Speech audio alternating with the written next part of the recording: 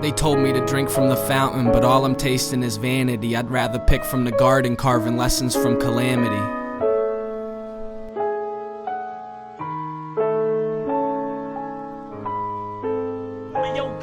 These are the days of celestial beings hidden amongst the wayward fables. Wingless angels lost their halos at the sight of a savior's stable. Gabriel stated mankind's fate was saved from the sins of Cain to Abel, as God severed the tethered cables between heaven and hell and left man unstable. The Lord enabled hope but lost his cause amidst the mayhem. He tangled up once lucid brain sense in an attempt to instill faith, and the masses lost their patience, praying to a mirage that claimed he'd save him. But with determination he faced them and swore that he'd deter the nations from flourishing hatred in the name of a creator's cursed creation. So they burned the serpent Satan and conserved and worshipped greatness, further negating the worthless agents that concern the church's basement. So they flush out the wasted truth in the pews to preserve the sermon sacred. In turn we wait and chase divine intervention that once had murdered agents. In time we all will serve the changes of a plan where the surface fades and makes the merciless turn the pages to prefer all persons gracious, creating a rise of certain sages where the world will turn courageous and earth is painless.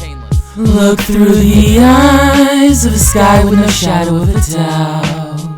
We can't defy the demons we all try to live without. Comatose from an overdose of Jehovah's ghost. The supernovas close, the borders closed with holy smoke, and left the peons cloaked in robes. The sacred art of angels mark that makes a spark and breaks apart. Embrace the stars that cradle harps and slay the sharks that wade in arcs. Heaven sent with benevolence, the malevolence of hell couldn't settle with as the feather splits. A hellish wind is measuring the meds within his head of wit, as fellowships aren't severed and the bellowing of heaven wins. He's helping men develop and envelop in the stealth of sense. His brethren endeavoring to meddle with the penmanship of testaments. The elegance of residents pursuing a new residence led him in. The recklessness of venomous skeletons of helplessness and devilish membranes, elements of severance. The seven sins of menaces are peddling their medicines and mentioning the messages that lessons can embellish with. The settlements of the devil's kin are evidence of excrement, and better bliss is felt within the leverage of the sacred edifice. Hesitance takes precedence when open to the echoless, the endlessness of emphasis that credits us with eloquence.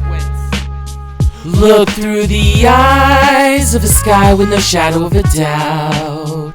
We can't defy the demons we'll try to live without. Regardless of his hardships, he looks to harness the harvest. The darkness of starless nights spar with the martyr incarnate. How heartless they garnish a way to prey, artless and armless, starving for carpets that run red with blood from the carcass.